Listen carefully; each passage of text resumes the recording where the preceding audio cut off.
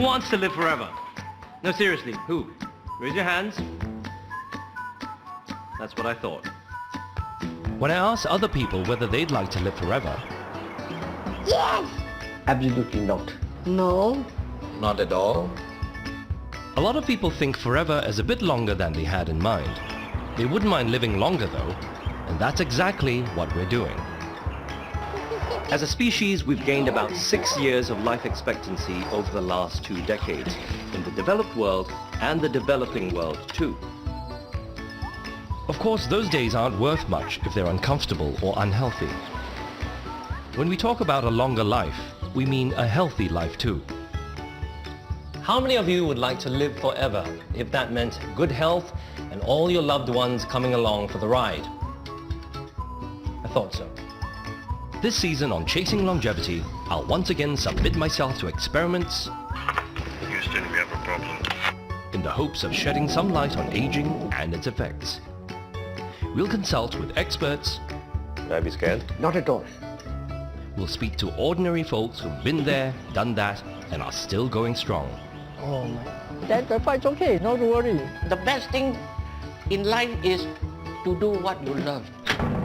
We aim to get to the bottom, or should that be the end, of longevity and give you an understanding of why some of us live till we're 100 years old, while others struggle to 100 days. 100 years and 1 week exactly. Yeah. I'm Adrian Pang, and after chasing happiness last season, this time I'm chasing longevity, with a little help from my friends.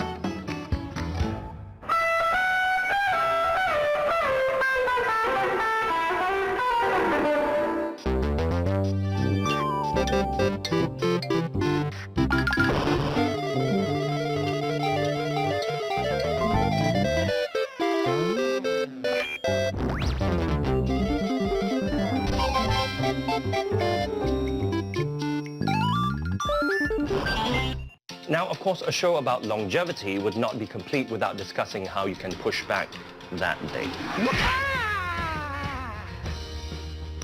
So we'll be talking about nutrition, genetics, exercise, etc. Now, that's a lot, so we better get going.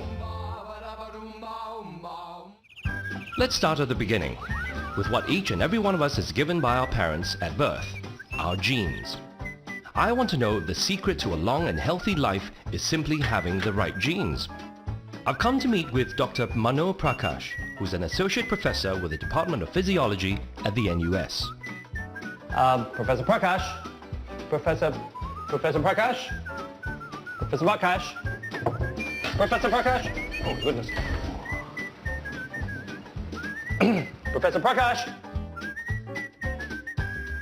If you look at difference in aging patterns in different species, different organisms, then we feel that genes have to do something with the aging process per se.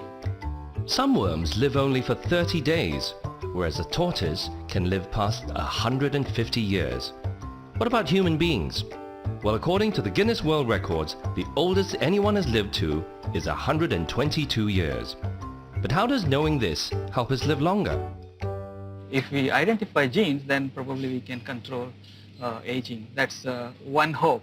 Has that been identified yet? Not necessarily in humans, but in lower organisms, such as the fruit flies, for example, and in worms, it has been identified, a gene called age1.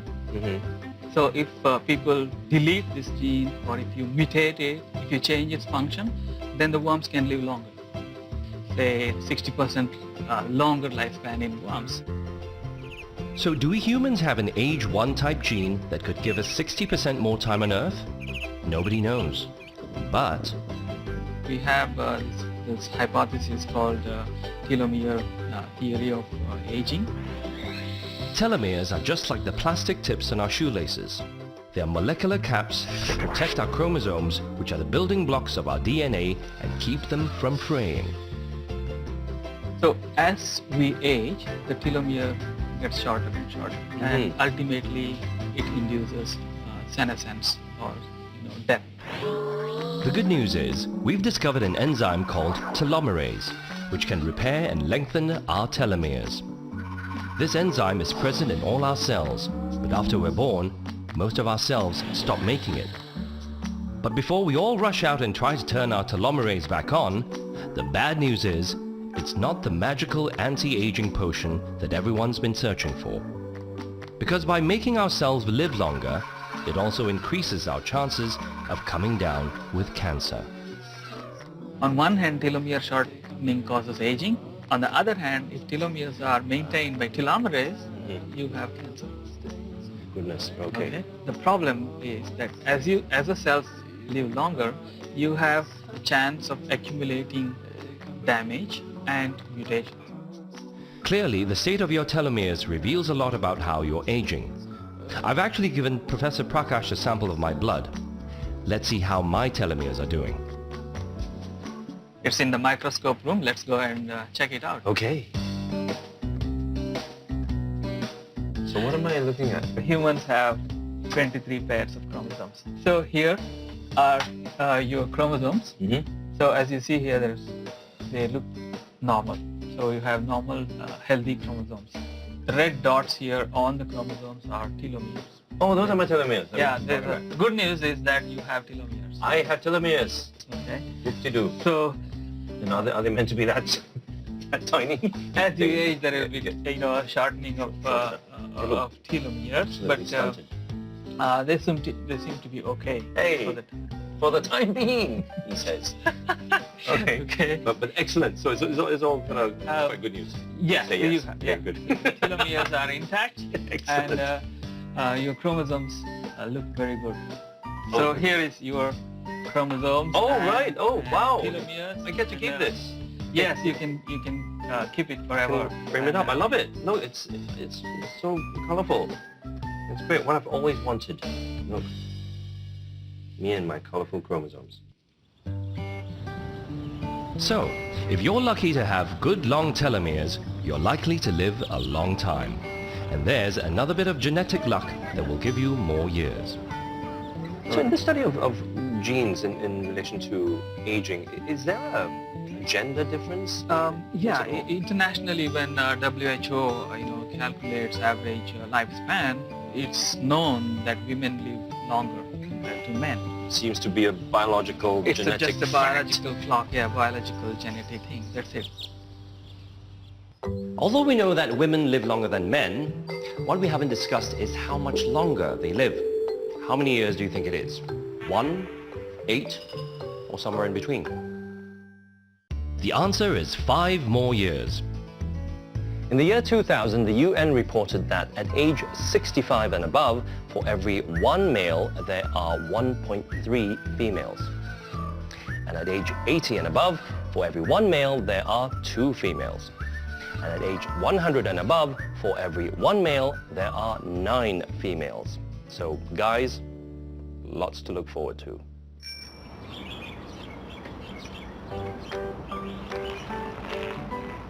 The lifespans of worms and women both provide crucial evidence that genes play a powerful role in our longevity.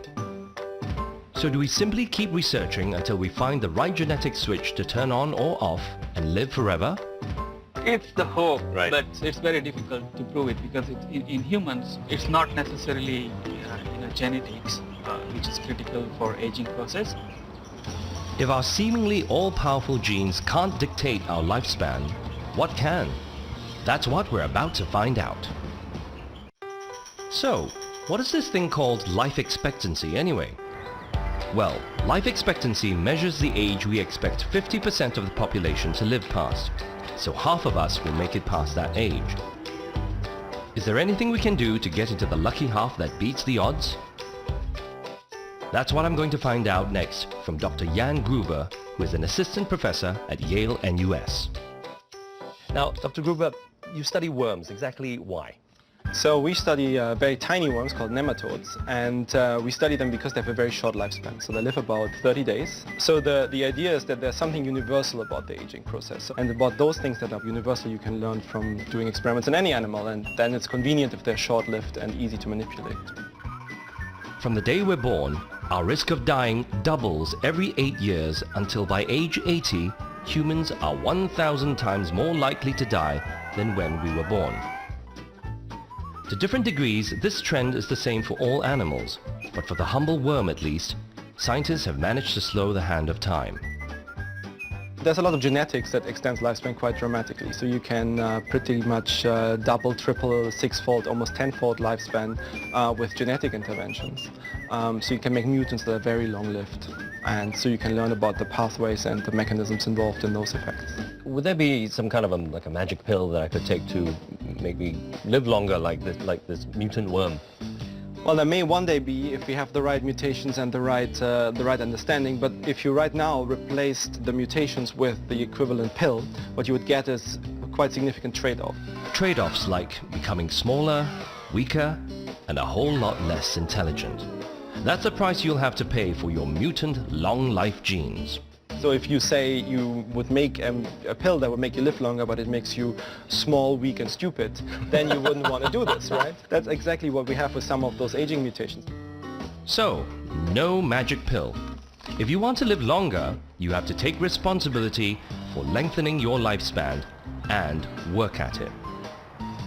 One of the things we learn is that small amounts of stress is actually good for you. It turns out that one of the things that happens whenever you cause stress to a system is that the system will respond, so the body will respond, may activate stress response pathways and repair damage so that the end effect is positive.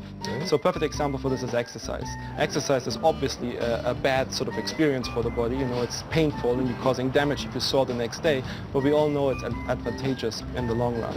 So challenging yourself is a very good thing, but not so much that the damage can't be repaired. If longevity is simply a matter of challenging yourself, we here in Singapore must be doing that pretty well. According to the WHO, the average life expectancy in Singapore is 82, which puts us in joint fourth place alongside Italy. And that means in Singapore, the average man can expect to live up to age 80. 80, thank you. And the average Singapore woman can expect to live up to age 85. 85, thank you. And by 2030, 1 in 5 people in Singapore will be age 65 and above. Singapore now has 900 centenarians, or people who got to blow out 100 candles. That's 4 times what we had 10 years ago, and 12 times what we had in 1990. Not bad, right? But before we get too full of ourselves, this dramatic rise in longevity isn't just a Singapore thing. It's happening everywhere. In 1840, humans lived an average of 35 years. Now, not even 200 years later, our average life expectancy has now risen to 67 years. And that's almost double. So, which of the following do you think contributed the most? Was it germ theory, the discovery of DNA, antibiotics, or sanitation? The answer is sanitation. That's right. Sewage systems, clean drinking water, and garbage disposal are all believed to have added more years to our life expectancy than any other invention since 1840. That's right. Sanitation. Who would have thought my toilet would add years to my life? How crazy is that?